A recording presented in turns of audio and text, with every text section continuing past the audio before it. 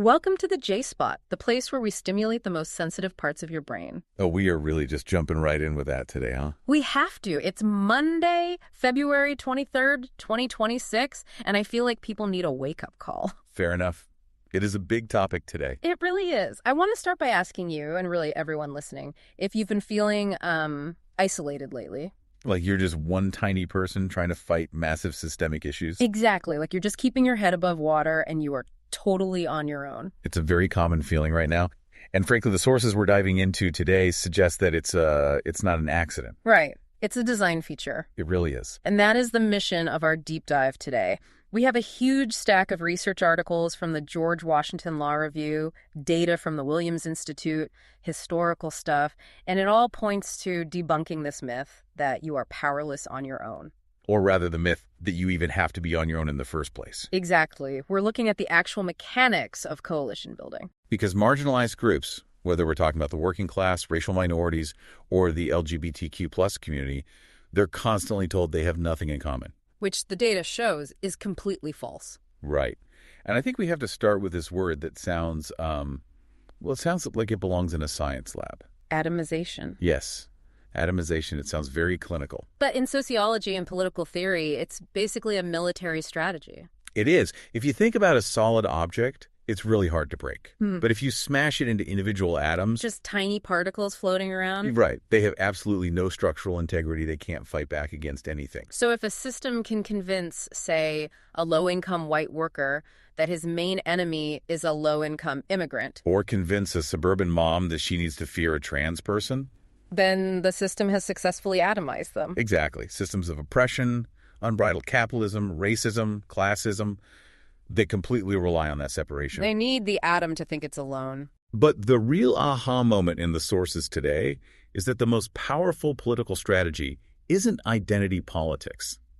Not the way cable news defines it anyway. Right, not the constant us versus them shouting matches. The real strategy is solidarity, building a bridge between groups that society tries incredibly hard to keep apart. We're talking about connecting queer people, non-white communities, low-income folks, single women into this massive coalition. A coalition that is mathematically unstoppable. Okay, so let's test that, because the first hurdle is this deeply ingrained idea that these groups are natural enemies. The classic labor versus race narrative. Yes. You hear it all the time, this idea that labor unions and civil rights groups are just inherently at odds. The argument is usually that unions protect insiders, who historically were white men, and they exclude minorities. And I mean, let's be fair, there is historical truth to that, right? There were unions that were explicitly exclusionary. Oh, absolutely. We can't gloss over that. There were gatekeepers. But the George Washington Law Review source we're looking at today argues something really crucial, which is, if you get stuck on those exclusionary moments, you miss the forest for the trees. The authors argue that labor and civil rights actually have incredibly intertwined interests. But intertwined how? Because one group is fighting for wages and the other's fighting for human rights. They seem like different lanes. But are they different lanes? Yes. The source brings up Martin Luther King Jr. as the perfect example of this. Okay. We all know the I Have a Dream speech. But think about where he was when he was assassinated. He was in Memphis. Right. And why was he in Memphis? He wasn't doing a general desegregation march. He was there for the sanitation workers. Exactly. AFSCME, Local 1733, they were on strike. People really forget that part of the history. He was there for a labor dispute. Because he knew you couldn't separate racial justice from economic justice. The source quotes him saying, "The duality of interests of labor and Negroes makes any crisis which lacerates you a crisis from which we bleed." Wow. A crisis from which we bleed. That is so visceral. He saw they were the exact same fight.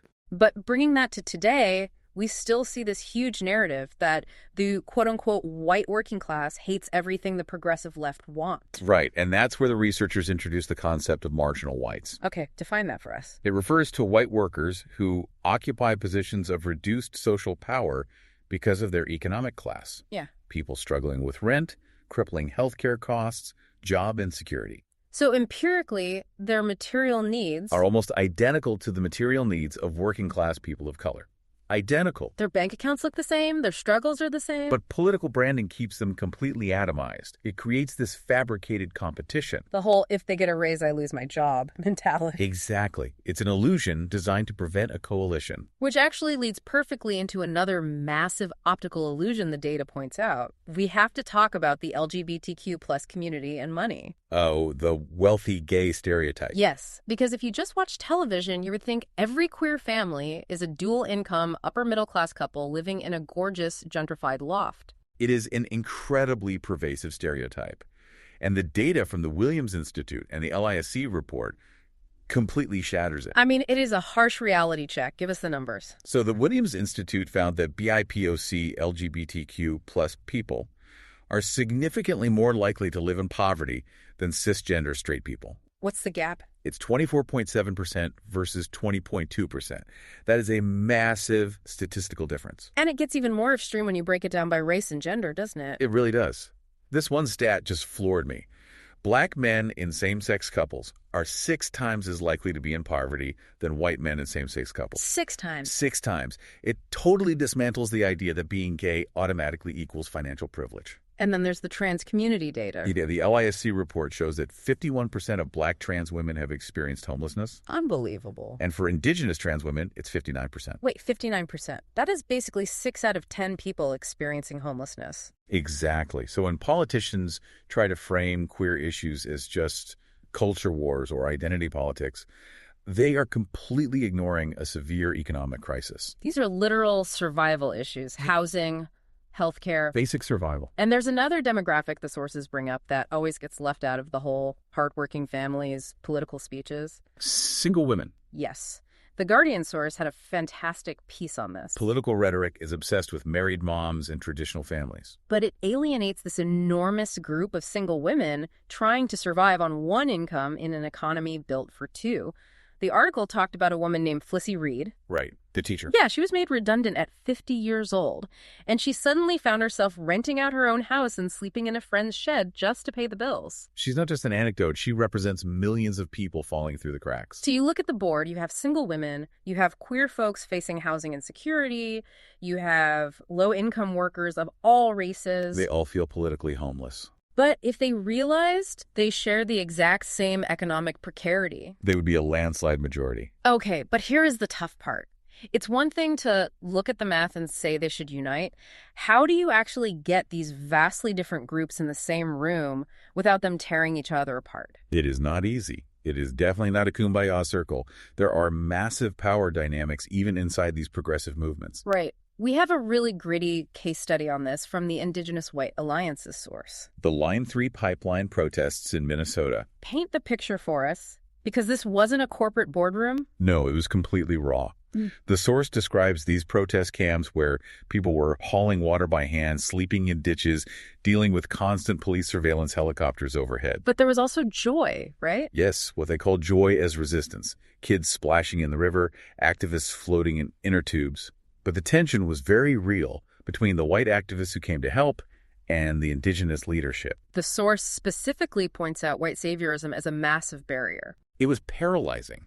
You had white activists arriving, and they were so terrified of saying the wrong thing or overstepping that they either became useless out of guilt or they accidentally tried to take over the whole operation. So how did they actually navigate that? If they didn't figure it out, the whole coalition would have collapsed. They had to establish very explicit protocols. Yeah. One of my favorites from the source is the ouchoops rule. I really love this one. It's so practical. It is.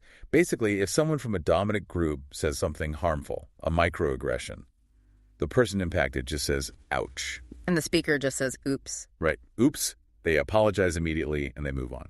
It stops the whole thing from turning into a 30-minute defensive argument about intent. Exactly. It prioritizes impact over intent. Yeah. They also use the progressive stack during meetings, which just means prioritizing marginalized voices to speak first. But the core shift they had to make wasn't just about meeting rules. No, the source emphasizes the shift from guilt to shared self-interest. Meaning, the white activists had to realize they weren't there on a charity mission. Right. They weren't there to save indigenous people. They were there because the pipeline was going to poison their water, too. Moving from charity to genuine solidarity. Yes. And that brings us to, honestly, the most powerful visual from all our sources today. from Kimberly Crenshaw in the Chicago Unbound piece. The basement analogy, I really want everyone listening to visualize this. If you're not driving, close your eyes. Imagine a dark basement. Okay, so in this basement, people are just stacked on top of each other. The people at the very bottom are standing in deep water. And they are disadvantaged by everything. Race, class, gender, ability. Right, and standing on their shoulders are people who have maybe slightly less disadvantage. They're only weighed down by one or two factors. Exactly. Now, there is a hatch in that ceiling. Yeah. But the people upstairs only open it for those who can say the magic words. But Yes. yeah. But for this ceiling, I'd be just like you.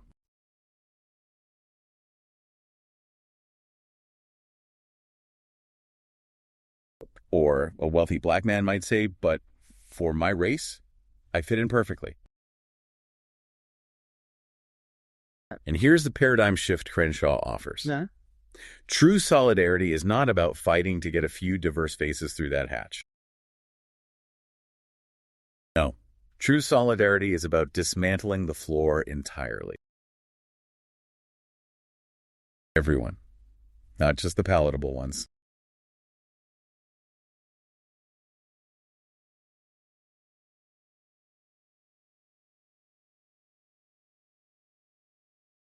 Transactional is very short-term. I scratch your back, you scratch mine. Exactly. But transformative solidarity is about destroying the floor. It's about changing the power structure entirely. And I know this can sound very theoretical, but we have historical proof that it actually works. The original Rainbow Coalition.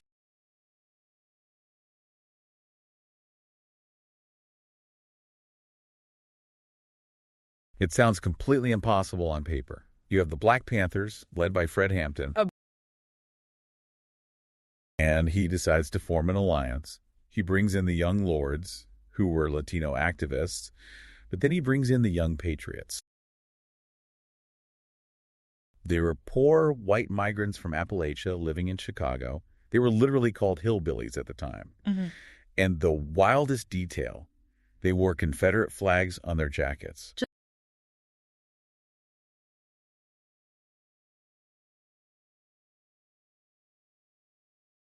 The tension in that room must have been terrifying, the level of distrust. But Hampton didn't focus on the flags. He looked at the fact that their kids were starving. He looked at the fact that the Chicago police were beating them up in the streets, just like they were beating up black folks in the ghetto. They united purely on class solidarity. They recognized a shared economic enemy, and they marched together. They shared resources.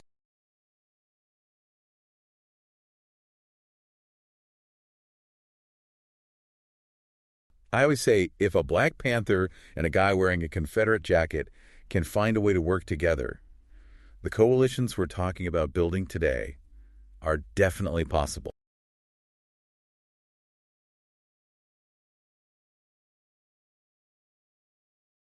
And that brings us to ownership. The LISC report makes a fascinating point about queer infrastructure. Yes, community centers, clinics, safe housing. These spaces are not just places to hang out. They are literally hubs for mutual aid and food distribution. Rent. It is. The report notes that only 20% of LGBTQ+ centers actually own their own building. The other 80% are just renting. That center is gone, they get evicted, and the coalition loses its hub. Ownership is permanence. You cannot be priced out of a movement if you literally own the ground it stands on.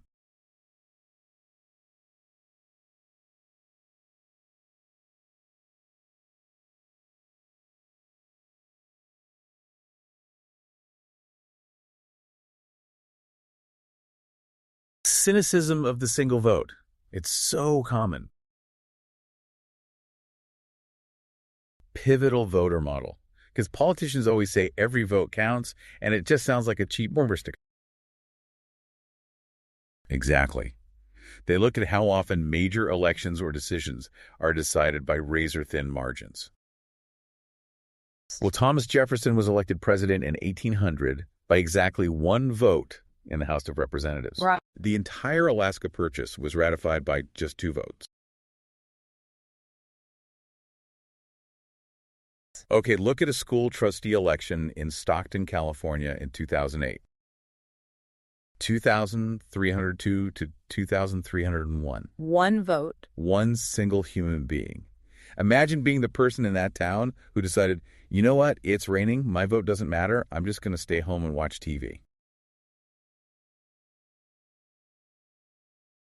But it's also incredibly empowering because it means that when these groups we've been talking about, this hidden majority of single women, queer folks, working class people, when they actually coalesce, they don't need to perform a miracle.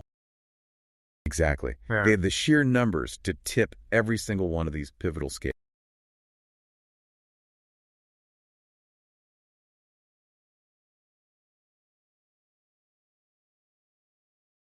The unstoppable potential of these coalitions is not hyperbole. It is just simple addition.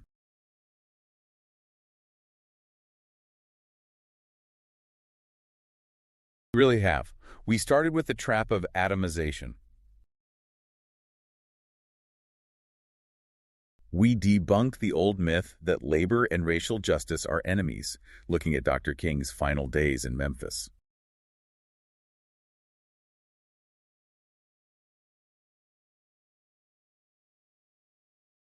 We explored Crenshaw's basement analogy and the difference between just opening a hatch and actually dismantling the floor.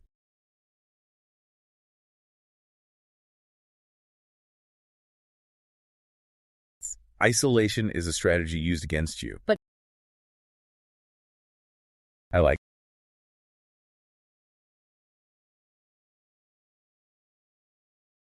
I think we need to talk about the oppression Olympics. yes. Because it is so easy to get caught up in arguing about who has it worse, who is more marginalized, who deserves to hold the microphone today. Exactly. But the sources today point to a completely different approach. We need to stop looking up at the hatch to see who is getting pulled through into the free world. Look sideways. If you are in the basement, you have vastly more in common with the person standing next to you than you ever will with the people on the floor above. Or if they pray differently or love differently, if the water is rising for you, it is rising for them too. Really.